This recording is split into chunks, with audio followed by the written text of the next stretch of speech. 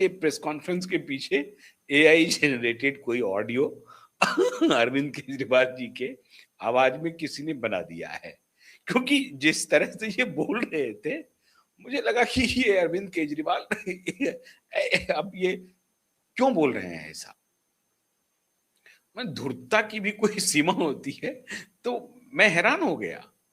मैं वाकई में मुझे यकीन नहीं हुआ कि ये सच में प्रेस कॉन्फ्रेंस है अरविंद केजरीवाल जी का। ये कहां से पकड़ के लाए अमित शाह को? अमित शाह की इसमें क्या भूमिका है? अमित शाह क्यों नहीं गए? प्रधानमंत्री के बारे में कहते तो बात भी बनती। अमित शाह का क्या लोकस है? अब ये बात लोगों को समझना पड़ेगा। अमित शाह का जिक्र ये क्यों कर रहे हैं? अब क्या इनको सपने में भी अमित शाह आ रहा है, या इनको लगता है कि हमारे खिलाफ जो सीबीआई है या ईडी है ये अमित शाह करवा रहे हैं, या मोदी का जो कोई भी काम होता है वो अमित शाह करवा रहा है? तो मोदी पर नहीं बोलेंगे, अमित शाह को लपेट लो। मैं हैरान हूं। अमित शाह राम मंदिर की यात्रा करने गए नहीं गए, रामलला का दर्शन किया नहीं किया, इसका औचित्य क्या है? पहले तो मुझे यह समझ में नहीं आया। जिस दिन राम मंदिर की प्राण प्रतिष्ठा हो रही थी, आपको याद होगा कि एक तो राम की प्राण प्रतिष्ठा में प्रधानमंत्री जाएंगे और दूसरे संघ के वहां पे सरसंघचालक थे। इसके अलावा जितने इनके कैबिनेट के मिनिस्टर थे वो अलग अलग स्टेट में अपने अपने गृह राज्य में अपने अपने जगहों पे हर मंदिर में पूजा अर्चना कर रहे थे। पूरे देश भर में पूजा अर्चना हो रही थी।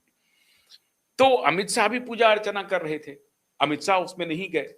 अब इन्होंने पूरा दिन जोड़ करके निकाल लिया। हालांकि 22 जून वो बोले, 22 जनवरी था, वो 891 दिन इन्होंने जोड़ा और 891 दिन में 42 बार इन्होंने अपने भाषणों में, अब देखिए इनका, अब ये कहां से ये आंकड़ा आया है 42 बार? अब इनके रिसर्च टीम ने या तो करके दिया होगा कि 42 बार अमित शाह ने रामचंद्र जी का, अब ये रामचंद्र जी अब ये बोलने लगे। ये खुद असल में इनको कोई बिलीव नहीं है राम में। अभी काली माई बोलने लगे कि काली माई का भी हमने पूजा शुरू करवा दिया है। मैं फिर आपकी ये हंसने की बात, आपकी हंसी नहीं रुकेगी। आप अगर जितनी बार दोबारा आप देखेंगे, मैं दावे के साथ कहता हूं, इन्होंने कहा कि आम आदमी पार्टी से बड़ी सनातनी पार्टी कोई हो ही नहीं सकती।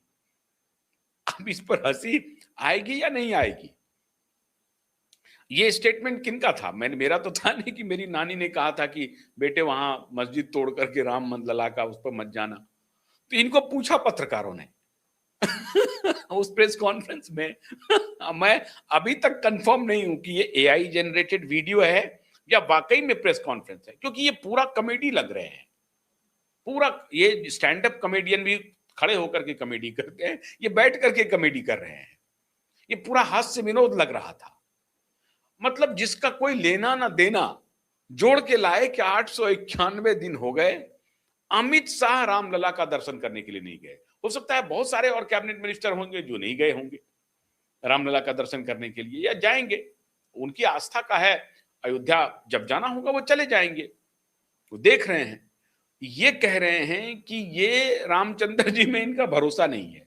रामचंद्र जी ये बोलते हैं, देखिए सुनते जाइए बात, इनकी भाषा देखिए। भगवान श्री राम नहीं बोल रहे हैं, रामचंद्र जी। रामचंद्र जी में इनको कोई आस्था नहीं है।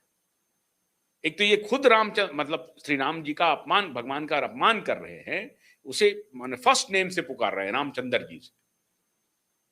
तो रामचंद्र जी में इनमें कोई आस्था नहीं है। ये कौन कह रहे हैं? केजरीवाल कह रहे हैं। किसको कह रहे हैं? अमित शाह को कह रहे हैं।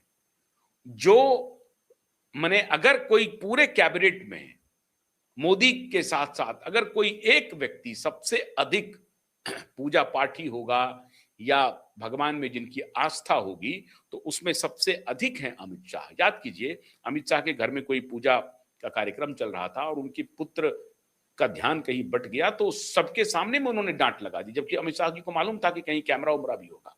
डांट लगा दी अपने बेटे को, जय शाह को। ऐसे व्यक्ति को अरविंद केजरीवाल कह रहे हैं कि उनकी कोई आस्था नहीं है श्री भगवान श्री राम में। ये अरविंद केजरीवाल कह रहे हैं। अब अद्भुत, अब इन ये क्या कह रहे हैं कह रहे हैं कि ये चंदा चोरों को सजा नहीं देंगे।